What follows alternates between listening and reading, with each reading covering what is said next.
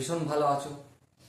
So এখানে লাভ ক্ষতি chapter একটা প্রশ্ন দেখা যাচ্ছে। এই প্রশ্নটা আমরা মন দিয়ে পড়বো, বুঝবো, তারপর অঙ্কটা করবো। ওকে, কি বলেছে দেখো। এ shopkeeper purchase 1600 mango at the rate of 120 per dozen. Out of this, he sold 900 mango at rupees 15 per mango, and the remaining mangoes at 14 per mango. His gain percentage is, চারটা অপশন আছে। এই কোশ্চেনটা SSC CGL এ 2023 সালে আসছিল। দেখো প্রশ্নটা তো পড়লাম, মানেটা কি? মানেটা হচ্ছে এটাই যে একজন ব্যক্তি শপকিপার সে 1600 আম ক্রয় করেছিল। কতগুলো?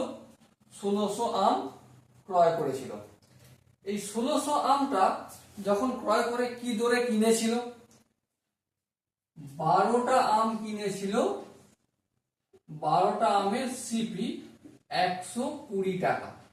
তাহলে একটা আমের সিপি কত হবে? অবশ্যই 10 হবে। 1600 আমের সিপি কত হবে? Cost price. তাহলে 1600 10 ইন্টু 1600, তাহলে কত হবে? এটা 16,000 টাকা দাম হবে এই 1600 আম কিনতে। যখন বিক্রি করছে তখন গল্প আলাদা। গল্পটা কি? 900টা আম বিক্রি করছে 15 টাকা পার পিস। তাহলে 900 টাকার 900টা আমের সেলিং প্রাইস কত? হ্যাঁ, 900 কে 15 দিয়ে গুণ করব, কত হবে সেটা? 9 15 135, তাই তো? 135 আর এই দুটো শূন্য, তার মানে 13,500। বাকি আমগুলো 14 টাকা পার পিস বিক্রি করছে। বাকি আম কত থাকবে? 1600-র মধ্যে 900 তো চলে গেল, বাকি থাকবে নিশ্চয়ই 700। তাহলে 700টা আম বিক্রি করছে 14 টাকায়। এবারে দেখো 428, 2 7 1 7 আর 2 9 98, এই দুটো শূন্য, 9,800 টাকায় বিক্রি করছে। তাহলে টোটাল সেলিং প্রাইস কত? টোটাল সেলিং প্রাইস কত হবে? অবশ্যই 13,500-র সঙ্গে 9,800 যোগ করতে হবে। হ্যাঁ, কারণ দুভাগ বিক্রি করেছে। তাহলে এই দুটো অ্যাড করে দিলাম। এই দুটো শূন্য যোগ হয়ে গেল। 8 আর 5 এ 13, 3 হাত একে 1, 9 একে 10, 10 আর 3 এ 13, 3 হাত 1 1 2। তাহলে দেখো কত টাকা বিক্রি করছে? 23,300 টাকা টোটাল বিক্রি করছে 1600 আম। প্রফিট নির্ণয় করবো কি করে? প্রফিটের তো একটাই ফর্মুলা, প্রফিট ইকুয়াল টু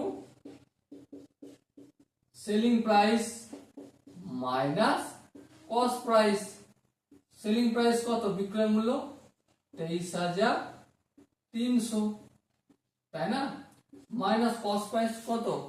16,000। এই 16,000 লিখে দিলাম।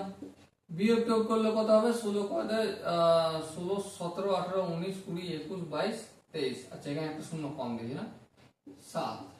তাহলে 7,300 টাকা প্রফিট হচ্ছে। কিন্তু আমাকে কি এই 7,300 টাকা উত্তরটা চেয়েছে? না, চাইনি, পার্সেন্টেজ উত্তর চেয়েছে। তাহলে পার্সেন্টেজ উত্তর করতে গেলে কি করতে হবে? এই একটা দাগ টেনে দেবো, উপরে 7,300টা লিখে দেবো। হ্যাঁ, লিখে দিলাম। নিচে ক্রয় মূল্যের উপর না বিক্রয় মূল্যের উপর লাভ বের করতে হবে? নরমালি কিছু যদি না বলে আমরা ক্রয় মূল্যের উপর লাভটা বের করব, কিন্তু এখানে কিছু বলেনি, মানে নরমালি ক্রয় মূল্যের উপরই বের করব। আর এখানে ক্রয় মূল্য কত? 1600 আমের ক্রয় মূল্য 16,000। চলো এখানে আমি এই 16,000টা পুট করে দিলাম, বেশ, ইনটু 100 আর এই পার্সেন্টেজের চিহ্ন দিয়ে দিলাম। গল্প শেষ। এবার একটু কাটাকাটি করব। এই শূন্য কাটবে, হ্যাঁ কাটবে। এই শূন্য কাটবে, হ্যাঁ কাটবে। 73 ইন্টু 100 আর এখানটা 16। চলো এটাই রেখে দিই। এটা না, আর একটু কেটে নিই। 4 4 কি হয়? 16 হয়। আর এটা 4 25 100 হয়। তাহলে কি এসে দাঁড়ালো? হর হলো 4 আর 25 আর 73 গুণ করতে হবে। চলো আমি একটু ফটাফট করে 73 আর 25 গুণ করে নিই। 3 5 15, 5 7 1, 5 7 25 আর 1 36।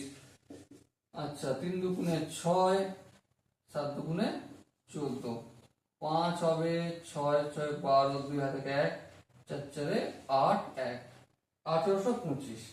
চলো এই আমি 1825 লিখলাম। এবারে 1825 কে আমি কি করব? আচ্ছা সরি, একটু ভুল হয়েছে। এটা আমি কত করলাম? এটা 16,000 তো।